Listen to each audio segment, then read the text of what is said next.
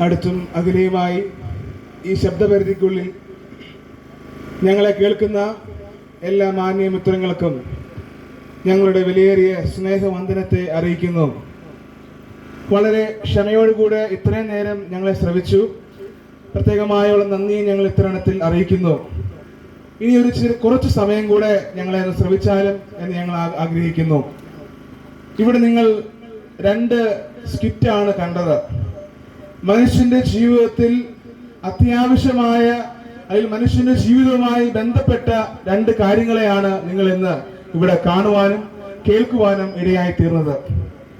എൻ്റെ സമീപെ ചില യുവാക്കൾ നിൽക്കുന്നുണ്ട്. അവർ പിടിച്ചിരിക്കുന്ന ബോർഡ് നിങ്ങൾ ഒരുപക്ഷെ ശ്രദ്ധിച്ചിട്ടുണ്ടായിരിക്കും. ലഹരിയുടെ വിപത്തിനെ കുറിച്ച് ചൂണ്ടിക്കാണിക്കുന്നതായ പ്ലക്കാർഡുകളാണ് അവർ ഉയർത്തിപ്പിടിച്ചിരിക്കുന്നത്. പ്രിയമുള്ളവരെ, ഇന്ന് ലോകത്തിൽ നാം നോക്കിക്കഴിഞ്ഞു കഴിഞ്ഞാൽ നമ്മുടെ കേരളം സാക്ഷരതയിൽ 1-ാമതാണ്. എല്ലാ നിലയിലും ദൈവത്തിന്റെ സ്വന്തം നാടെന്നാണ് നാം എപ്പോഴും അഭിമാനിക്കപ്പെടുന്നത്. എന്നാൽ ലഹരി എന്ന് പറയുന്ന വിപത്ത് നമ്മുടെ കേരളത്തെ നശിപ്പിച്ചുകൊണ്ടിരിക്കുന്നു എന്നുള്ള വലിയൊരു സത്യം ഇന്ന് ഈ പകൽക്കാലം ഞാൻ ഓർപ്പിച്ചു കൊള്ളട്ടെ. പ്രിയമുള്ളവരെ, ഇത് എന്തുകൊണ്ട് ഇങ്ങനെ സംഭവിക്കുന്നു എന്ന് ചോദിച്ചു കഴിഞ്ഞാൽ, ഒരു യുവാവിനോട് ഞാൻ ഇങ്ങനെ ചോദിച്ചു, എന്റെ പ്രിയ മകനെ, നീ എന്തിനാണ് ഇത് ഉപയോഗിക്കുന്നത് ചോദിച്ചു കഴിഞ്ഞപ്പോൾ ആ യുവാവ് എന്നോട് ഇങ്ങനെ ഇപ്രകാരം പറഞ്ഞു, ചെറിയ സന്തോഷമൊക്കെ ലഭിക്കുന്നുണ്ട്. ഇത് നമ്മൾ ഈ ലഹരി ഉപയോഗിക്കുമ്പോൾ, മദ്യപിക്കുമ്പോൾ, പുകവലിക്കുമ്പോൾ എന്തെന്നില്ലാത്ത സന്തോഷം ലഭിക്കുന്നു, സമാധാനങ്ങൾ ലഭിക്കുന്നു എന്നുള്ളത്. എന്നാൽ ഇന്ന് പകൽക്കാലം ഞാനൊന്ന് ഓർപ്പിക്കട്ടെ, ഇത് നിങ്ങൾ ഉപയോഗിക്കുമ്പോൾ ഒരു പക്ഷേ ചെറിയ സന്തോഷമൊക്കെ ലഭിക്കുമെങ്കിലും വളരെ ദുഃഖകരമായ ഒരു കാര്യം ഞാൻ ഓർപ്പിച്ചു കൊള്ളട്ടെ. ഇത് നിങ്ങളുടെ ശരീരത്തെ നശിപ്പിക്കുന്നു, ഇത് നിങ്ങളുടെ പണമില്ലാതെയാക്കുന്നു, കുടുംബത്തിൽ സമാധാനമില്ലാതെയാക്കുന്നു. ഈ ലഹരി എന്ന് പറയുന്നത്, ഈ മദ്യപാനം എന്ന് പറയുന്നത്, ഈ പുകവലി എന്ന് പറയുന്നത് വളരെ വിപത്തായ ഒരു കാര്യമാണ്. ഈ ലോകത്തിൽ ഏറ്റവും വലിയ വിഷം എന്ന് പറയുന്നത് മദ്യപാനമാണ് എന്നുള്ളത് നാം കാണുന്നു. നമ്മുടെ ശരീരത്തെ ഇല്ലായ്മ ചെയ്തുകൊണ്ട് നമ്മുടെ മാനസികമായി നമ്മളെ തളർത്തുന്നതായ ഒരു കാര്യമാണ് ഈ ലഹരിയുള്ള ഉപയോഗം എന്ന് പറയുന്നത്. എന്നാൽ ഇങ്ങനെയുള്ള സന്തോഷങ്ങൾ തേടി പോകുമ്പോൾ എന്റെ പ്രിയ സഹോദരങ്ങളെ, ഞാൻ ഇപ്രകാരം വളരെ സ്നേഹത്തോടെ, വളരെ താഴ്മയോടെ ഓർപ്പിച്ചു കൊള്ളട്ടെ, ഇതെല്ലാം നിങ്ങളെ ഏറ്റവും വലിയ പടുകുഴിയിലേക്ക് കൊണ്ടുപോകുന്നു എന്നുള്ളതാണ് ഞാൻ ഓർപ്പിക്കുന്നത്. ഈ ലോകത്തിൽ നമുക്കറിയാം, മാരകമായ രോഗങ്ങൾ കടന്നു വന്നു. നിപ്പ, കൊറോണ തുടങ്ങിയതായ എല്ലാ കാര്യങ്ങളും കടന്നു വന്നു. എന്നാൽ ഞാൻ ഓർപ്പിക്കട്ടെ, ഇതിനേക്കാളൊക്കെ എത്രയോ ഭയാനകമായ ഒരു കാര്യമാണ് പ്രിയമുള്ളവരെ നാം ഇന്ന് നമ്മുടെ ജീവിതത്തിൽ ഉപയോഗിച്ചുകൊണ്ടിരിക്കുന്നത്. ഇന്ന് മെഡിക്കൽ സ്റ്റോറുകളിൽ ലഭിക്കുന്നതായ പലവിധത്തിലുള്ള മരുന്നുകൾ മേടിച്ചുകൊണ്ട് ഈ ലഹരിക്ക് വേണ്ടി അതെല്ലാം ഉപയോഗിക്കുകയും, എന്നാൽ അറിയാതെ പോകുന്ന ഒരു കാര്യമുണ്ട് പ്രിയമുള്ളവരെ, ഇതെല്ലാം നമ്മുടെ ശരീരത്തിന് ഹാനികരമാണ് എന്നുള്ളതാണ്.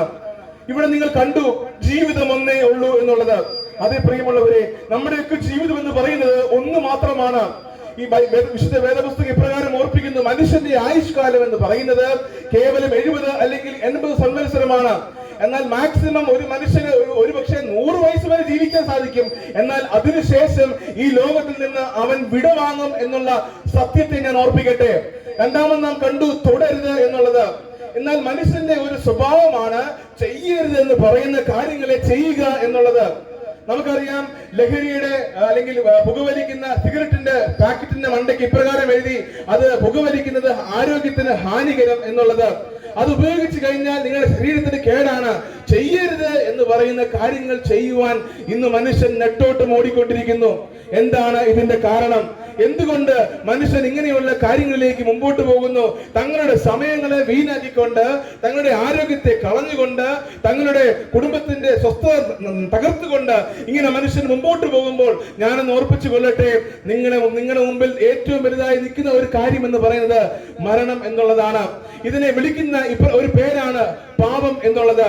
ഇങ്ങനെ അടിമപ്പെട്ട് മുമ്പോട്ട് പോകുമ്പോൾ എങ്ങനെ അതിൽ നിന്ന് രക്ഷപ്പെടാമെന്ന് ചിന്തിച്ചു കഴിഞ്ഞാൽ പ്രിയമുള്ളവരെ, നമുക്ക് സ്വയമായി രക്ഷപ്പെടുവാനായിട്ട് സാധിക്കുകയില്ല. ഇങ്ങനെയുള്ള പാപത്തിൽ നിന്നുകൊണ്ട് എങ്ങനെ രക്ഷപ്പെടുവാനായിട്ട് സാധിക്കും? പ്രിയമുള്ളവരെ, ദൈവം മനുഷ്യനെ ഈ ലോകത്തിൽ ആക്കിയിരിക്കുന്നത് അവൻ ദൈവത്തെ അറിയണമെന്നുള്ളതാണ്.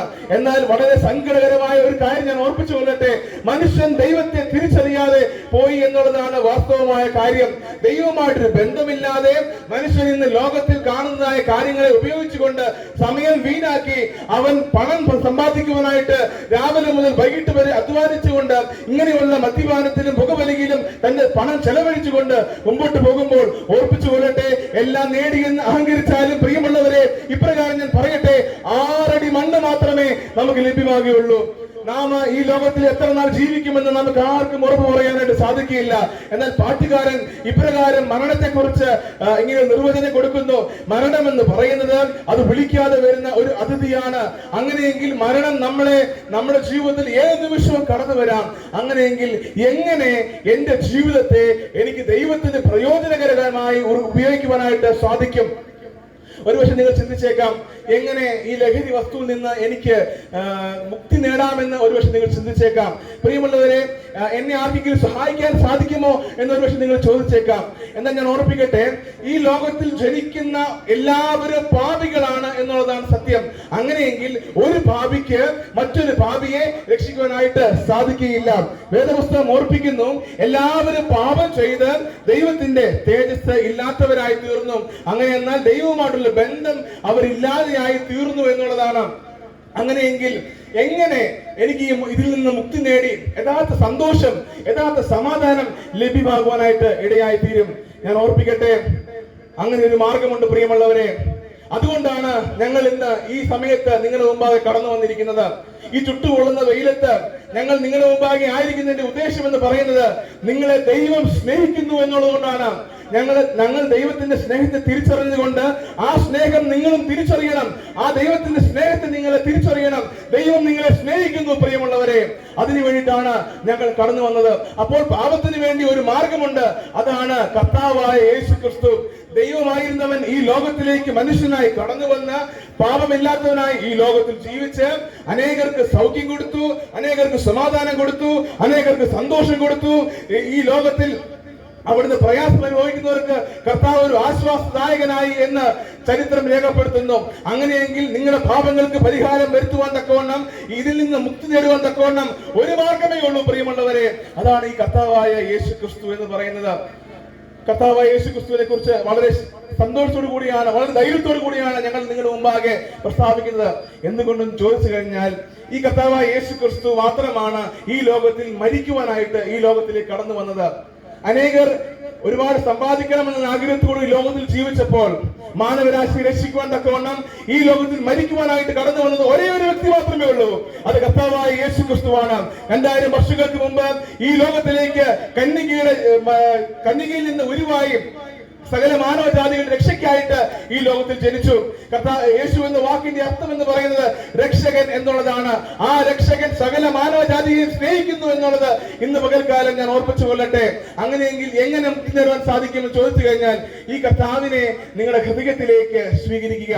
അതിനുവേണ്ടി നിങ്ങൾ വേറെ സ്ഥലത്ത് പോകണ്ട, നിങ്ങൾ പണം മുടക്കണ്ട, നിങ്ങൾ വേറെ ഒന്നും ചെയ്യണ്ട. നിങ്ങൾ ഇത്ര മാത്രം ചെയ്താൽ മതി. ഇങ്ങനെ ഒരു പ്രാർത്ഥന ഇപ്രകാരം ഒന്ന് പ്രാർത്ഥിച്ചാട്ടെ: കർത്താവേ, ഞാനൊരു പാപിയാണ്. എന്റെ പാപത്തിന് പരിഹാരമായി അങ്ങ് ഈ ലോകത്തിലേക്ക് കടന്നു വന്ന് അങ്ങ് എനിക്ക് വേണ്ടി മരിച്ചു. ഇങ്ങനെ ഒരു പ്രാർത്ഥന നിങ്ങൾ പ്രാർത്ഥിച്ച് എനിക്ക് വേണ്ടി കർത്താവ് ഉയർത്തെഴുന്നേറ്റു എന്ന് ഹൃദയം കൊണ്ട് നിങ്ങൾ വിശ്വസിക്കുമ്പോൾ, ആ കർത്താവിനെ നിങ്ങളുടെ ഹൃദയത്തിൽ രക്ഷകനായി, നിങ്ങളുടെ നായകനായി നിങ്ങളുടെ ഹൃദയത്തിൽ നിങ്ങൾ സ്വീകരിക്കുമ്പോൾ, പ്രിയമുള്ളവരെ, യഥാർത്ഥമായുള്ള രക്ഷ നിങ്ങൾക്ക് ലഭ്യമാകുവാനായിട്ട് ഇടയായി തീരും. മനുഷ്യൻ മരിച്ചു കഴിഞ്ഞാൽ പോകുന്നത് 2 സ്ഥലങ്ങളെയാണ് വേദപുസ്തകം ഓർപ്പിക്കുന്നത്. അത് സ്വർഗമെന്നും നരകമെന്നും. എന്നാൽ ഈ കർത്താവിനെ സ്വീകരിക്കാതെ, എന്നാൽ ഞാൻ ഇങ്ങനെ പൊക്കിക്കൊള്ളാം എന്ന് പറഞ്ഞ് മുമ്പോട്ട് പോയാൽ, പ്രിയമുള്ളവരെ, അതിനുവേണ്ടി നിങ്ങൾ നേരെ പോകുന്നത് നരകം എന്ന് പറയുന്ന സ്ഥലത്തേക്കാണ്. ഈ നരകത്തിന്റെ പ്രത്യേകത എന്ന് പറയുന്നത്, ഈ നരകം എന്ന് പറയുന്നത് കെടാത്ത തീയും ചാകാത്ത പുഴുവും അടങ്ങിയതായ ഒരു സ്ഥലമാണ്. അങ്ങനെയെങ്കിൽ പ്രിയമുള്ളവരെ, അത് നിത്യമാണ്. ചില നാളുകൾ മാത്രമല്ല അവിടെയുള്ളത്, മറിച്ച് നിത്യമായ ദണ്ഡനമാണ് അവിടെയുള്ളത്. ഞാൻ ഓർപ്പിക്കട്ടെ, ഈ കർത്താവിനെ സ്വീകരിച്ചുകൊണ്ട് നിങ്ങൾ ഈ ലോകത്ത് നിന്ന് മരണപ്പെട്ടു കഴിഞ്ഞാൽ നിത്യമായ ഒരു ജീവിതമുണ്ട്. അതാണ് സ്വർഗം. ആ ദൈവവുമായിട്ടുള്ള ബന്ധത്തിൽ നിങ്ങൾക്ക് ആയിരിക്കുവാനായിട്ട് സാധിക്കും. അങ്ങനെയെങ്കിൽ ആ ദൈവത്തെ അറിയുമ്പോൾ നിങ്ങളുടെ ജീവിതത്തിന് മാറ്റം വരും. നിങ്ങളുടെ ജീവിതത്തിന് മാറ്റം വരും പ്രിയമുള്ളവരെ.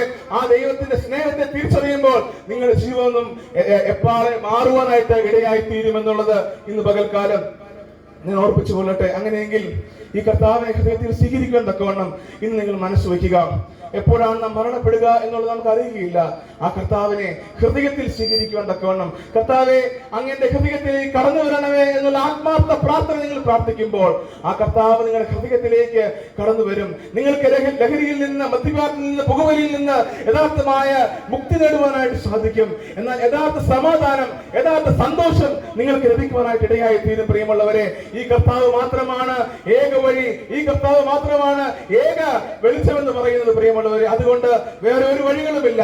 ഈ കർത്താവിനെ സ്വീകരിക്കുവാൻ തക്കവണ്ണം നിങ്ങൾ മനസ്സ് വയ്ക്കുക. ഇത്രയും സമയം ഞങ്ങളെ കേട്ട എല്ലാ മാന്യ സ്നേഹിതർക്കും ഞങ്ങൾ കർത്താവായ യേശുക്രിസ്തുവിനുള്ള നന്ദി അറിയിക്കുന്നു. ഞങ്ങളിപ്പോൾ പ്രാർത്ഥിച്ച് ഈ സ്ഥലത്ത് നിന്ന് കടന്നു പോകാൻ